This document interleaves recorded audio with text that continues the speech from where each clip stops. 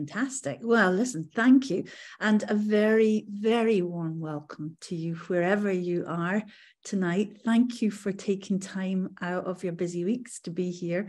We have an absolute treat for you in the wonderful Myra Cann. So I'm going to read out Myra's biography because there's so much that she's done. I don't want to miss anything. And with my aged brain, I might do that. So forgive me when I read, if I can, about this wonderful presenter tonight. So Myra is multi-award winning, accredited counsellor, supervisor, coach and counselling tutor, and the founder of the Muslim Counsellor and Psychotherapist Network, which is MCAPN, if you're interested in an acronym. It's not a very catchy one, but it's a brilliant network. Now a published author in Working Within Diversity. She's over 13 years of clinical experience alongside delivering workshops, training and events internationally on working within diversity and anti-oppressive practice.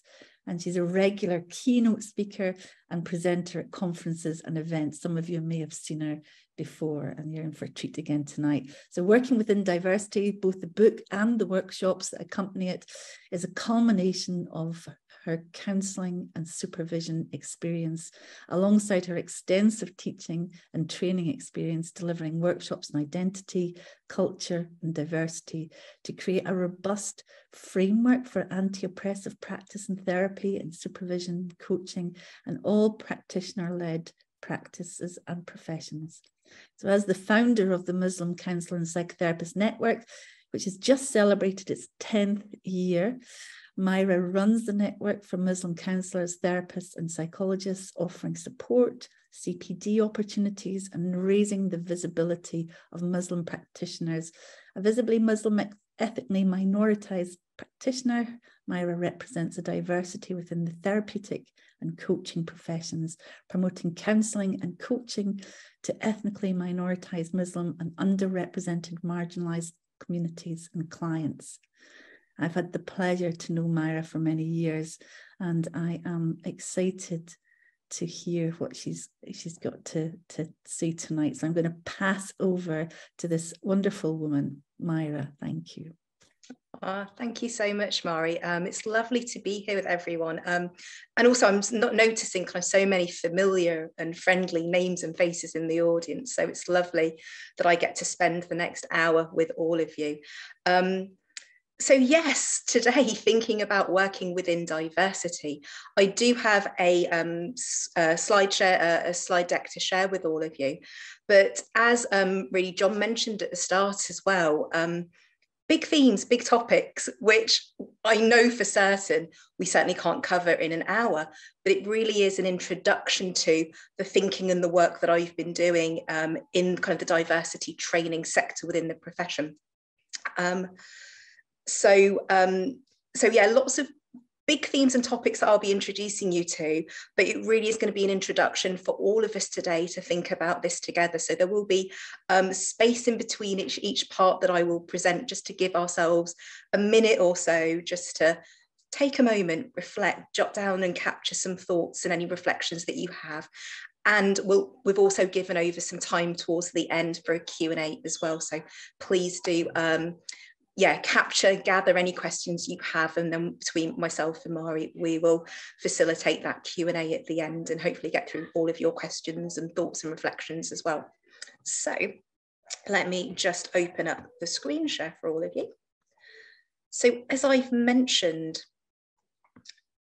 today is all about us thinking. Just double check, there we go, lovely. Thinking about working within diversity. And I have spent, like in the beautiful introduction, thank you, Mari, that you gave me, I have spent so long working as a counsellor and a supervisor and really focusing on the topic of diversity within the profession, within counselling and therapy and coaching. And interestingly, it's really important that it's named Working Within Diversity. I'm sure there are many of us, including myself, when we did our training originally, we would have covered diversity perhaps as a half a day's training, a day's training, maybe a module even if we were lucky, as a bolt-on, as something, as part of the curriculum that we kind of gave a nod to, that it was a tick box. But what's really interesting is that it often was called working with diversity or working with difference and diversity. And it's really interesting because in just changing that one word out, we fundamentally change how we actually think about diversity. And so what I'm going to be walking you through today is actually a deconstruction of working with diversity and moving us into a position of working within diversity.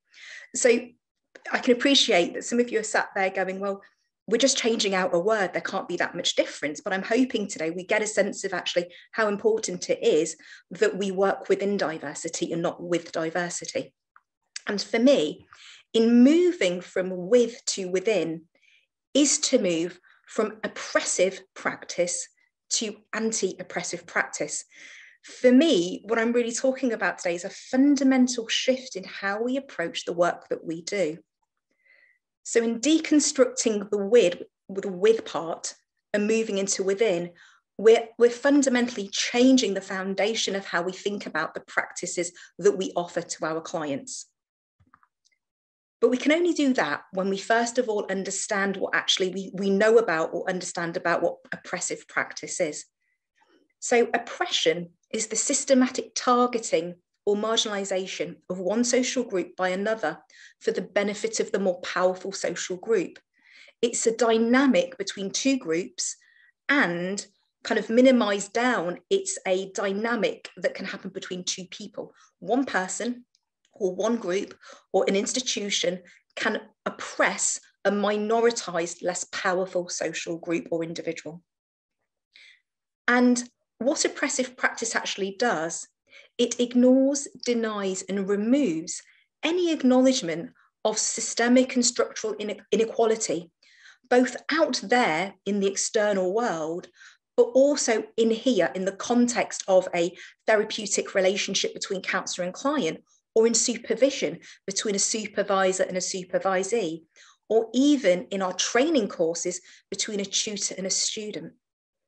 So when we recognise that oppression happens dynamically, relationally between two individuals or two groups, and if we were to not recognise that that's what was happening, we would actually be ignoring that within every level and spectrum of our profession.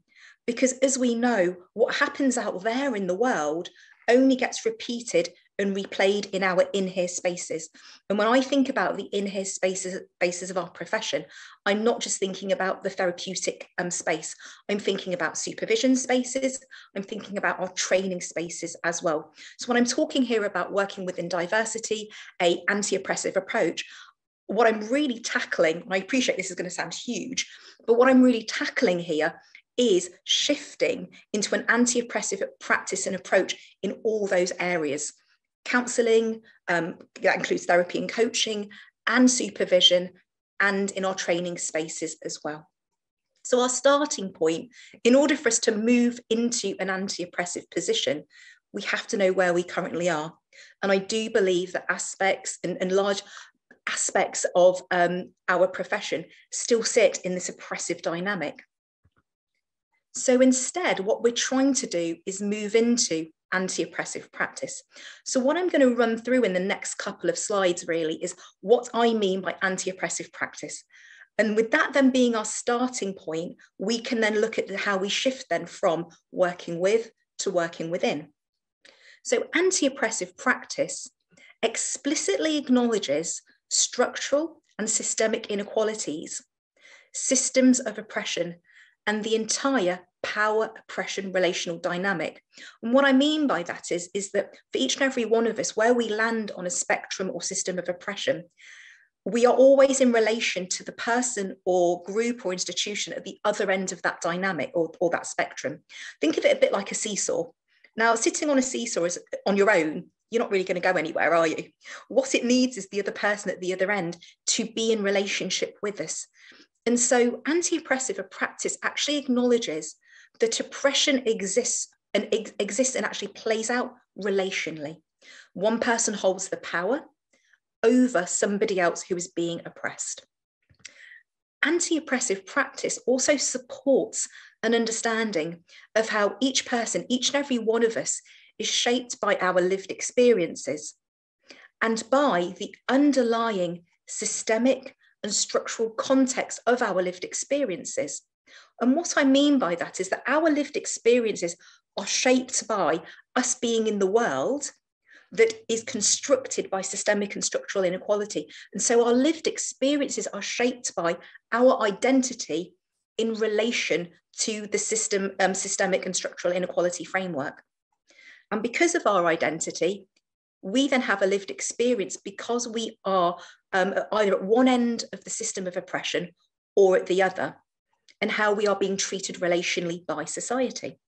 Essentially, do we belong to the oppressor group, or do we end up being in the marginalized, minoritized end of the spectrum, and we are in a position of being oppressed? And so anti-oppressive practice is really understanding that our lived experience, and when I say that, that's the very context and narrative our clients are bringing into the therapeutic room, is to understand that every single one of our clients and supervisees and students are shaped by their lived experience that sits within the systemic and structural context. So we cannot ignore that. Anti-oppressive practice also supports the facilitation and approach to offer a relational dynamic of equality. So the relational dynamic, relationships that we then build and work within with our clients, our supervisees or students, it's to offer something that is equal, and that we proactively work to flatten that power oppression hierarchy across all of our practices, in all of our processes, and in our relationships. So it's a bit like taking that kind of seesaw metaphor and recognizing that me sitting at one end and somebody at the other, rather than being one up and one down, I'm looking to level up that seesaw so that we're sitting in a more equal relationship. Anti-oppressive practice also identifies the out there context within which practitioners, clients, students, supervisees have our lived experiences of privilege and or oppression. Again, for me, it's really important to recognise that our entire profession does not exist within a vacuum, separate from the out there world. And so any of us in this profession, at any level of hierarchy, at any level of practice or whatever role we exist within, we do not exist in isolation or in a vacuum, separate from our lived experiences, and therefore separate from that structural inequality. And finally, anti-oppressive practice acknowledges the structural inequalities, yes, of out there, like I've just mentioned, but also of the structural inequalities of the in-here context. And so we're working to flatten that power between us relationally, between counsellor and client, between tutor and student, or between supervisor and supervisee. So we're holding that client, student, or supervisee in equal regard to the practitioner or tutor. And really importantly here, to do that without marginalising, minoritizing, or othering that client, student, or supervisee. So for me, anti-oppressive practice not only holds on and acknowledges what's going on out there for us, but also how it's being brought into the in-here and how it gets played out in the in-here, so we can work to flatten that relationship. So as a starting point, it's recognising that we're moving from that oppressive position to this more anti-oppressive position. So I'm just going to give everyone just a moment before I move on. Just give yourselves a moment just to jot down, capture any thoughts, reflections, comments, or questions you might have before we move on. Just give you a moment.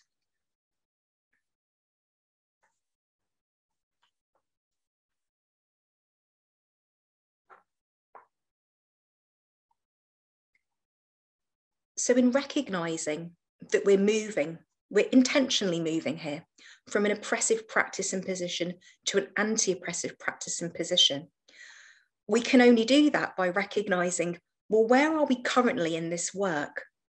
And as I said a moment ago, shifting from a working with to a working within moves us from an oppressive to anti-oppressive position. And so what I'm going to do is walk us through what working with diversity actually sets us up and how it is being set up as actually an oppressive position. So for me, I talk about the problem of working with diversity. So let's deconstruct this. Our starting point in any therapeutic relationship is we start off with counsellor and client. So good so far. But the moment we think about working with diversity, we recognise that we are in a therapeutic relationship with our client. And as a counsellor, we are looking at. And the moment we recognise that that client is different from us, what we are doing is recognising, identifying and positioning that diversity lives here with the client. I always imagine this as those, the English heritage blue plaques that they put on the side of buildings, so-and-so famous person lived here. I almost imagine that in the same way with this working with diversity. The diversity lives here with the client. Because what we are doing, maybe unconsciously, maybe unintentionally, is we are placing and positioning diversity with the client, at the client. So the client's identity then is different and diverse. This is what's actually happening when we're saying working with diversity. We're saying the client's identity is diverse and different. But the moment we say that the client's identity is different and diverse, who are they diverse and different from? And guess what? They're different from the counsellor. That's actually what we're implying when we say that we're working with diversity. So the moment we then say that the client is different and diverse, it implies that they are different from us as the counsellor, thereby actually implying then that when the client is different from me, for example, as the counsellor, it then actually positions me as the counsellor in a very particular place, which is I, as the counsellor, then get positioned as being normative, centred, and neutral. This is what happens when we talk about working with diversity. Because what we're then doing is we're setting up a relationship that is then oppressive. Because what we are actually then doing is we are othering our clients. The moment we recognise that we are working with a client who is diverse and different from us, we are not only othering them, marginalising and minoritising their identity, but we are placing them in a minoritised, marginalised position, and we are then placing ourselves in a normative, centred and neutral position. So this, in a nutshell, is the problem with working with diversity. So based on this deconstruction, there are 5 inherent problems with this, and I'm just going to summarise them really quickly for you. So the problem of working with diversity is that it becomes an oppressive term because, first of all, it becomes a bolt-on. We add that into our trainings as I said earlier, as a half a day's training, a day's training, something we do as an addition to the core training that we cover. As we've just deconstructed it, the client gets labelled as diverse and the counsellor as normative. By doing that then, the counsellor's identity is missing. At no point have we actually identified the makeup and the identity of the counsellor. By doing that then, the actual dynamic and power that we set up in the therapeutic relationship then is one that is oppressive because we are othering the client. And in that 5th inherent problem, that unequal weighting on the client's identity, that is like going back to that seesaw and placing all the diversity at the client's seat. And then all of a sudden the seesaw is unequally weighted. There isn't an equaling of relationship. So in kind of a very, very quick overview here, the term working with diversity then is problematic for the profession, but also for our actual relationships with our clients, because inherently then we take up a very power over position. We take up an oppressor's position over the client. So having deconstructed this, what I'm going to do now is reconstruct then how we can think about diversity in a way then that is anti-oppressive. So working within diversity then, we start off in the same place. We have both counsellor and client. But from this point onwards, this is where it changes. With working within diversity, we are in a bi-directional relationship with our client. So we as a counsellor are in relationship with the client, and the client then is in relationship with us in return. This is really important to recognise, because the moment we say that we are in this therapeutic relationship with clients and we are working within diversity, what we then do is we place both counsellor and client as having their own unique individual identity. So no longer does an identity just get located with the client. What we're doing is our very first starting point with this is that we are acknowledging that there are two identities in the room. And by doing that, what we are doing is we are placing both counsellor and client within diversity. Diversity no longer becomes a label attributed to the client, but rather by saying we are two people in relationship, therefore there are two identities, and they are two identities that are intersectional and diverse in and of their own right. The two of us then belong within this bigger pool of diversity. So we are now shifting that seesaw back into something that, by recognizing that there are two identities, we can hold both identities equally. And by giving them equal weighting, what we can then further go on and do is actually recognize and acknowledge that both identities then are proactive in the space. And I'll talk about that a bit more in a moment. But I hope this has been an introduction to thinking about, by shifting into working within diversity, we change where diversity gets located, and no longer are we then marginalising, minoritizing or othering the client. And I think that is fundamental to anti-oppressive practice. Again, what I'm going to do is just take a moment for everyone then just to kind of, again, capture any thoughts or comments or notes or reflections for themselves. Equally, please write down any questions you might have as well. And then what I'll do is I'm going to move us on to them thinking about how this fits within the actual working within diversity model. But I'll just give you all just a moment or so.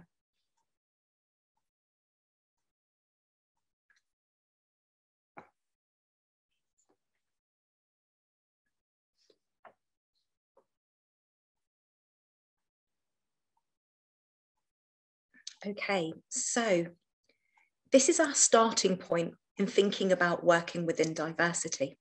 And it's really important that I was able to walk you through this part of the model, because this forms then a core part of the entire working within diversity model. The model itself is made up of 5 components. And when I go on to the next slide here is the model. The model is made up, as I said, of 5 components. The first one, core to an anti-oppressive practice, is that we must recognise the structural and systemic context of counselling. Remember how I said a moment ago that in anti-oppressive practice, we have to recognise that counselling doesn't exist in a vacuum. It exists within the external structural and systemic inequality framework. And so counselling itself sits within its own structural and systemic contexts. If we were to remove those structural and systemic contexts, we would then actually ignore these other 4 components. We cannot acknowledge what's going on between us relationally and in our processes if we don't recognise that the work we do sits within a context of counselling of the profession, and the profession then sits within this wider external social structure. The second component then, and that's the one I've just walked you through, is that both the counsellor and client hold their own truth, their own identity and intersectionality in the room. So relationally, what we're talking about are 2 identities in relationship with one another. And I actually think that's a really fundamental shift in the way that we work, because so often in the training, we have come from a history and a legacy of therapy or psychoanalysis or counselling that talks about the counsellor being a blank slate. Now, I fundamentally disagree with that. We cannot be blank slates in the room, because to be a person in relationship with our clients, our identity, visible as well as our invisible hidden aspects of our identity, are informing, consciously and unconsciously, informing the relationship and the process. There is nothing about me, about my visible identity, that makes me a blank slate. I'm self-disclosing the moment I open the door to my clients. They can see visibly that I am a visibly hijab-wearing Muslim. I'm a woman, that I'm of an ethnically minoritized background. So there is no way that any of us, because we self-disclose our identity through our visual identity, there is no way that we can be blank slates. And the moment our clients see us or engage with us, even through our voice, through our accent, through any of the processes, creative processes that we might use in our work, they are picking up from us aspects of who we are as an identity. And that's going to be influencing and informing how they then relate back to us and how they engage in the process. So that's component number 2. Component number 3, again, core to anti-oppressive practice, is power. Again, there is inherent power in our role as a counsellor. So there is always going to be a power relationship or dynamic between us and our clients. But more than that, we also hold power through our intersectionality, but also so does the client. So again, even thinking about power in the in-here process and relationships, even when we deconstruct that, power is held in multiple different ways. And we have to be so mindful of how that influences and informs and plays out in our work with our clients. How is it having an impact and influence? The 4th component then, of course, is the therapeutic relationship. What is actually going on relationally between the counsellor and the client because of our own identities, because of our unique lived experiences, and because of how we've experienced relationships out there externally? How are they then potentially being replayed in here? And also, what perhaps assumptions, expectations, stereotypes, biases, prejudices is the client coming in with, but equally the counsellor might be coming in with, because again, we're not blank slates, because again, both of us are holding identities. How is the relationship being informed by and being influenced by the 2 people in this work together? And then the 5th component, of course, being the actual therapeutic process itself. What work is actually happening? How is it happening? What's actually going on between the 2 of us, between me and my client, because of who we are? So just to kind of take it all back and to summarize, there's something around what we're doing here is putting back into our work all of the contexts that I believe have previously been stripped out of our training or stripped out of the work that we do. And we're putting it back into our practice. Because only by putting all of these layers and contexts back into our work, can we, as counsellors, as practitioners, be able to really sit and hold our clients' lived experience and truth, to be able to really understand their experience. We cannot understand it without recognizing that their lived experience is because of the world we live in, because of the systemic and structural inequalities. So these are the 5 components that make up the model. And I really appreciate this being an introduction to it. You know, I can't go can't go any more detail into it. But what I do kind of want to very briefly talk you through, again, as an overview, is that this model then sits upon 7 principles that inform this model. So again, just going to quickly run through these with you. Appreciate we don't have time to go into each one in detail. But again, just to recognize that this sits upon a deconstructed understanding of our training and of the work and the processes that we engage in as practitioners. So the first principle, what we are doing is something that is anti-oppressive, not inclusive. Then that might sound weird to hear it straight away, but anti-oppressive practice is not the same as inclusion work. Inclusion is about the people that are in charge or have power in a space. They still act as the gatekeepers to who gets included into that space. So inclusion is about everyone is welcome. That's the inclusion very briefly in a nutshell. But the people that are in charge of that space still hold their power over that space. Anti-oppressive, on the other hand, acknowledges the people in charge, their power, and does something to flatten or equalize the power in the relationship. Inclusion is just about letting people in. There's nothing relational else going on there that changes. Anti-oppressive looks at the relationships themselves. Another fundamental principle of the model is that it sits upon an understanding and an acceptance and reality that there is systemic, structural and social inequalities and oppressions, that we're not denying and we're not hiding away from the fact that the world is made up of social and structural inequalities, and that these power oppression dynamics exist at every layer in society. As I've mentioned, the third principle, very key to the model, there are two identities in any relationship. No longer are we blank slates. In line with that, there are also two truths in every relationship. And the important thing about this point is that in two truths, to be anti-oppressive, we have to be able to sit with two truths in the room simultaneously. They're not mutually exclusive. That I can hold on to as a practitioner, my truth, my lived experience, and simultaneously, I can hold on to the truth of my client without wanting to minimalize, marginalize, dismiss their truth or to do anything to it. Principle number 5, with those two identities in the room, they then have influence, impact on the therapeutic relationship and process itself.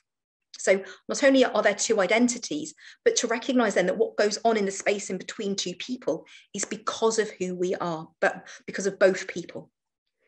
The sixth principle then is being culturally attuned. Now, I know many of you today in the audience will have heard of the concept of cultural competence. Again, I'm going to deconstruct that very quickly. Competency for me implies a finish line. It implies a standard, a particular place we need to get to in order to demonstrate a competency in something. When we're talking about working within diversity, there is no such thing as competency because there is no finish line. Instead, what we are doing is we are constantly standing on a start line, because relationally, what we are doing is we are trying to attune to our clients through cultural curiosity, cultural empathy, and cultural humility. Those are the three key aspects that make up us being and working towards cultural attunement with our clients. So for me, it's about sitting on this or standing on this start line and always coming from a place of that humility, empathy, and curiosity. We don't stand there with a competency, which implies that we have an expertise or a level of skill or knowledge about culture. For me, it's about being in relationship with our clients and really working hard to attune to their lived experience. And as I've mentioned already, principle number 7, what we're doing is we're re-establishing the external context to this work. We cannot do this work. We cannot work in an anti-oppressive approach without putting back in those systemic structural frameworks. So as I said, in a nutshell, those are the 7 principles. What I'm going to do, run you through for the final part of this presentation, is then an invitation really to think about how we can then start working towards and thinking about anti-oppressive practice.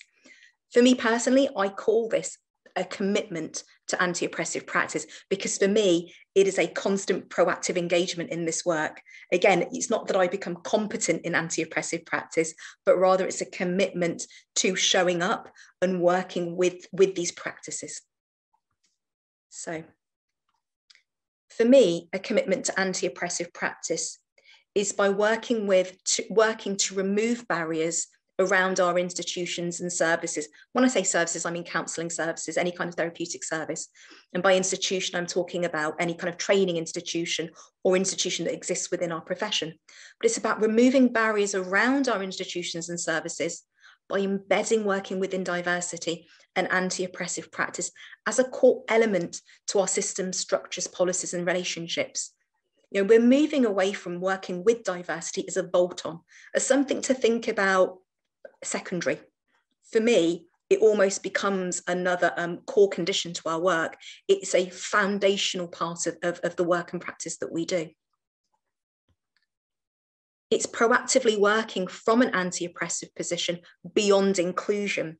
As I mentioned earlier, anti-oppressive is not about just being inclusive. It's about acknowledging those power relational dynamics and working towards leveling the power between all of us in that room.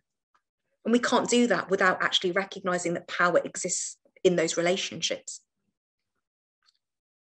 It's about supporting students. So I'm talking about counselling trainees here.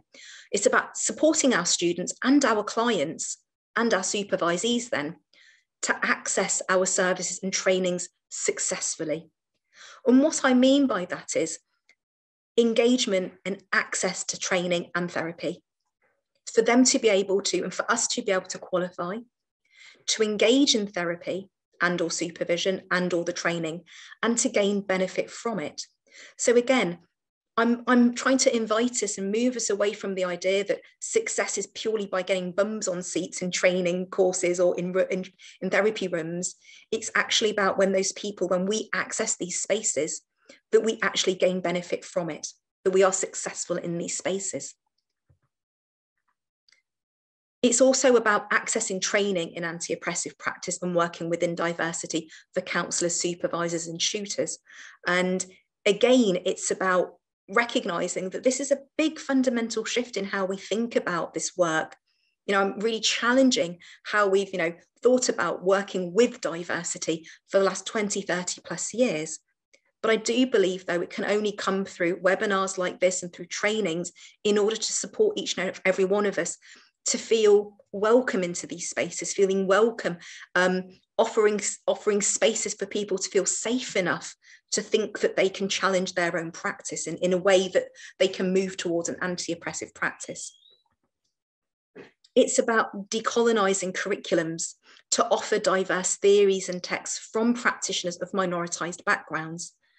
And I know that there has been huge efforts in the last year or so to really work with this and to really start to promote, platform diverse voices in our profession. And I think that only needs to be kind of championed more and more. And what I'm kind of leaving you with really is this invitation to, and for me included in that, for us to always be actively reflecting on what relationships you are setting up with your students, clients, or supervisees. Are they oppressive or anti-oppressive? Again, before we move on, just give yourselves a couple of moments there just to jot any notes, comments, or reflections down for yourself, and equally any questions you might have.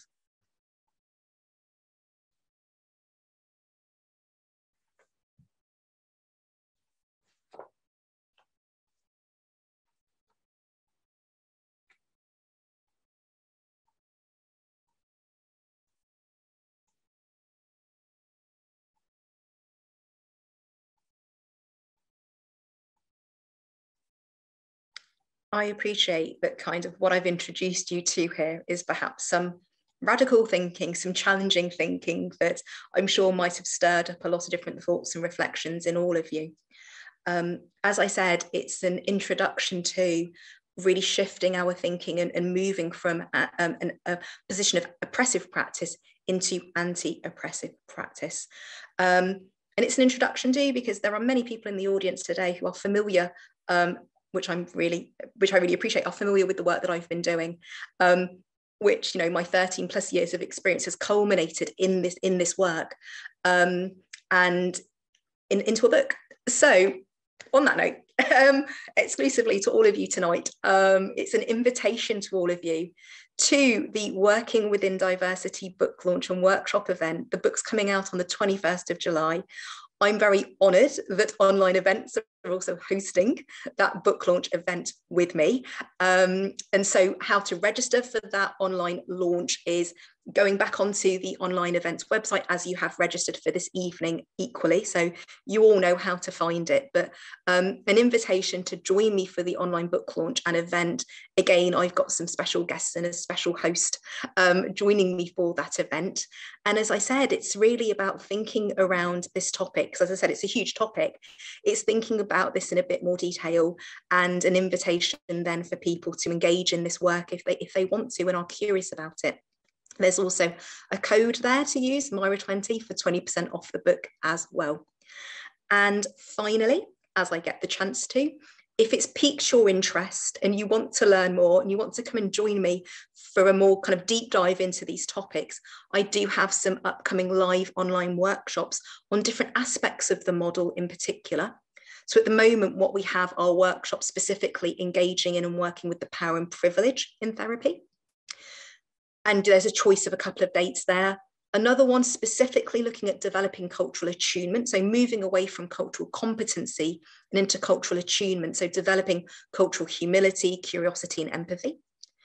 And also a brand new workshop on anti-oppressive supervision, because I often feel that supervision is like the forgotten part of our counselling practice. So if you are a supervisor, trainee, qualified, or interested to become a supervisor, again, this workshop is all about shifting our supervision practice into something that is anti-oppressive, and to take this working within diversity model and actually offer an anti-oppressive supervision model to your supervisees.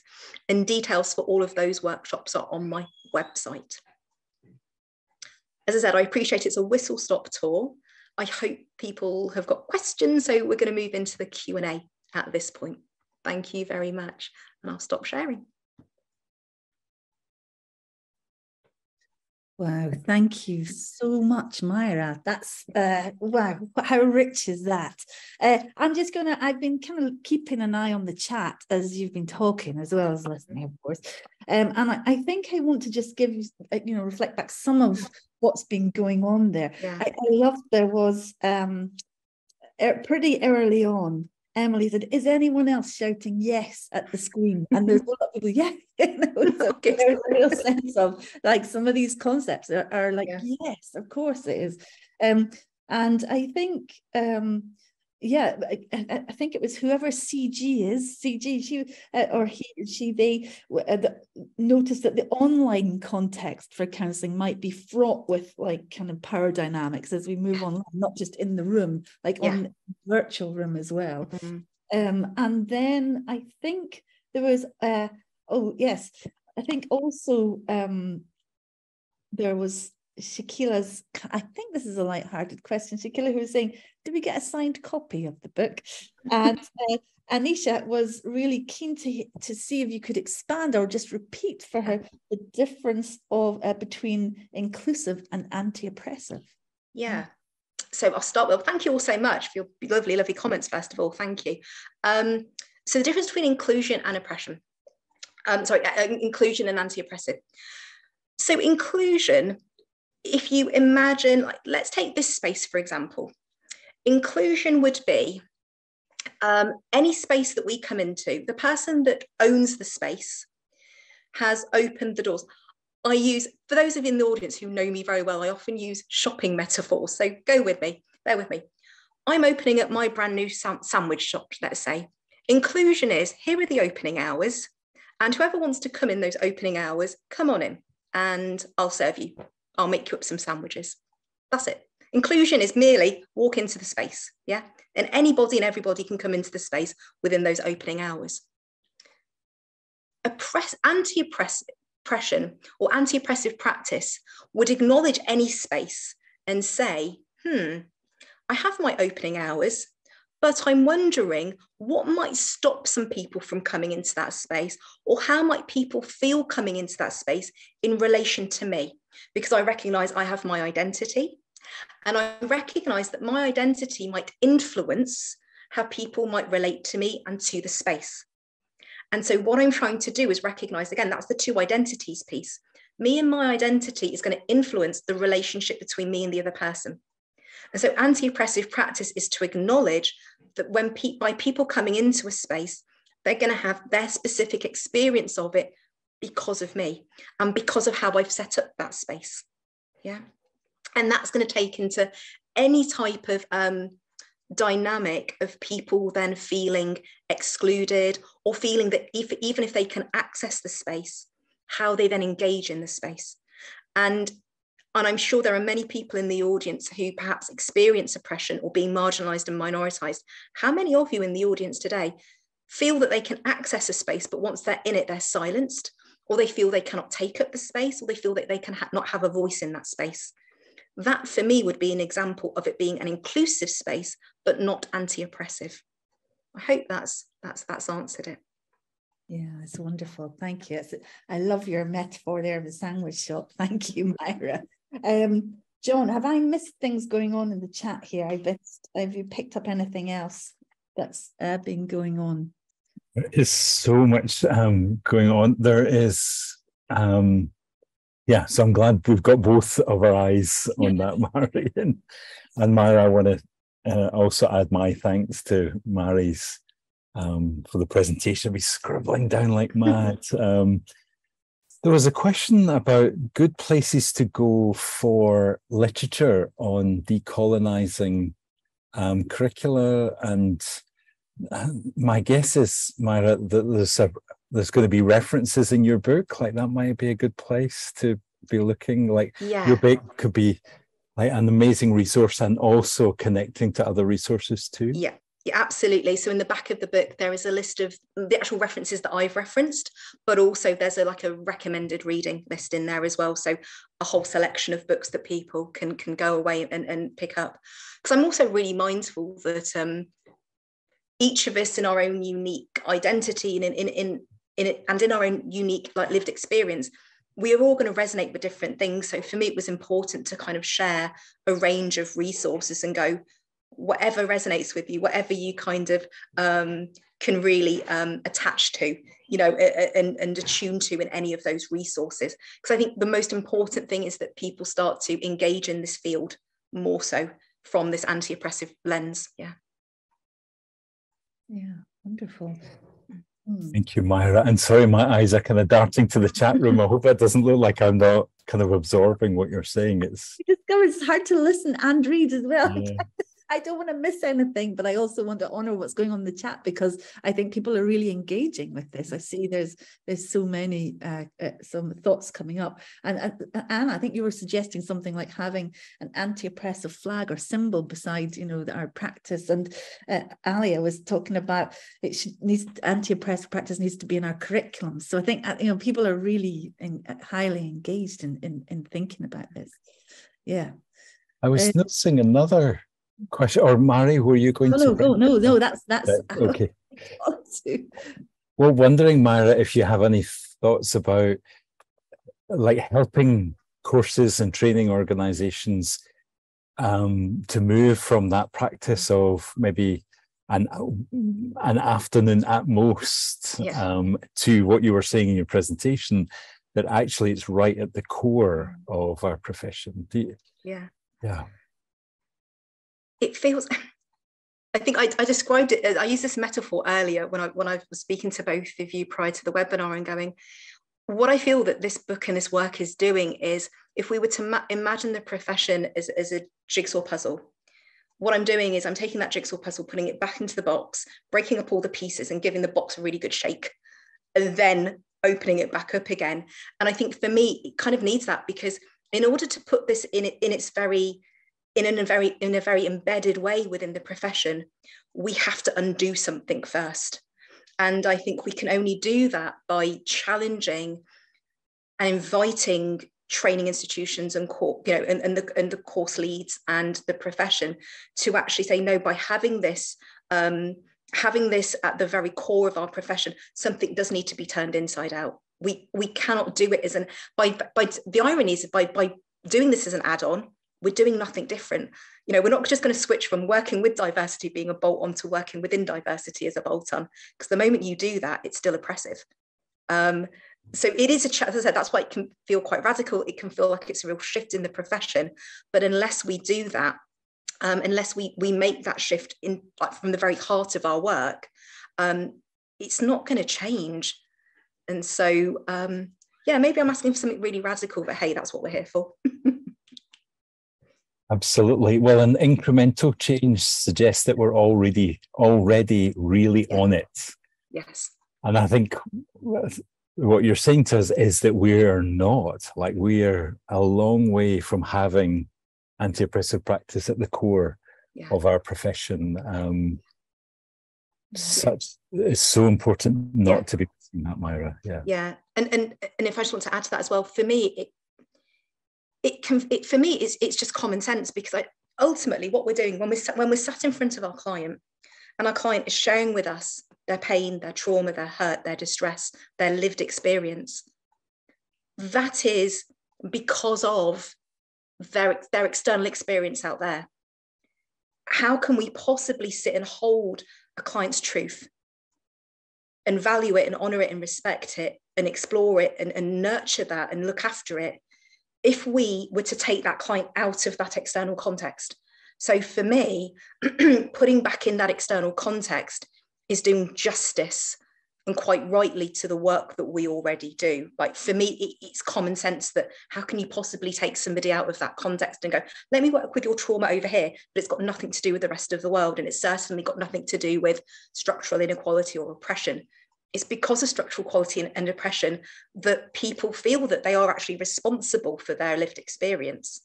And what we're doing is we're fundamentally shifting that blame in a way and saying it's not because of who you are, it's because of the context and environments that we live in. I can see so many nodding heads on the video. Are you noticing that too, Mary? Like, really? Yes. I'm just catching some of that, yes. And just reading the comments, Myra, there's so many people just going, wow, you just blow me away, that's amazing. And just, there's such a load of, kind of really positive comments there. There was one, I lose the place. So, well, there was somebody, I'm sorry, I didn't jot down your name, but it was somebody who was saying about disabled people and de-ableizing the curriculum as well. So yes, thank you. I don't want to acknowledge that as well. Absolutely. Not to that. When I'm talking about working within diversity, I appreciate that, because dominant aspects of my own intersectionality are around faith and culture and ethnicity, that of course those are going to be the aspects that I lean into, but equally we all hold holistic identities and intersectional identities, and some of my dominant parts of my identity are more invisible, are hidden, and they're the ones that kind of really inform how I show up in the world.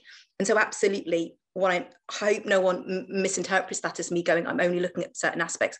I look at the entire identity. I have an identity wheel in the book which names all the different aspects of our identity characteristics. So I'm looking at every single one of those, and that absolutely includes being able-bodied, having any kind of hidden or visible disability. It includes being neurodivergent or neurotypical. Like it's all in there. Maybe not in depth for each and every one of those identity characteristics, but what I'm absolutely wanting to do is recognize that for each and every one of us, I want to hold all of our identities in its fullest form. Yeah. No, I love that. And if you haven't seen the Power Wheel, it's in a really interesting concept to look at. It's really beautiful seeing it all, laid out like that. It's kind of really easy and accessible. Yeah, I'm so aware of time. John, we've got about 2 minutes left of this meeting by my laptop clock, and then we have a short break before we go into the other part of the meeting. And but I think if we got time for, is there one last comment, John? What do you think? Is there time for? Well, yeah, I so appreciate you holding the time, Mary, because I feel like, Myra, you've opened up. We could be here. Well, we need to be here for years, don't we? I mean, this is such a big deal. I wanted to catch the comment in the chat that was really highlighting. So thank you, Mary, for the opportunity to do this. About, Mary, you've been able to hold this space in the way, like often, like it can feel like a space where maybe there's some shame comes in and like there's a closing down. I mean, I feel like you've really opened us up and challenged us deeply as well at the same time. And that, to facilitate in that way, is just really something special. And I want to add my thanks to that too. And I think we were hoping that we could, Mary, that we would leave Myra the last words of the workshop. Shall we do that now, unless, Mary, you're thinking about anything? No, I think the last word is definitely Myra's.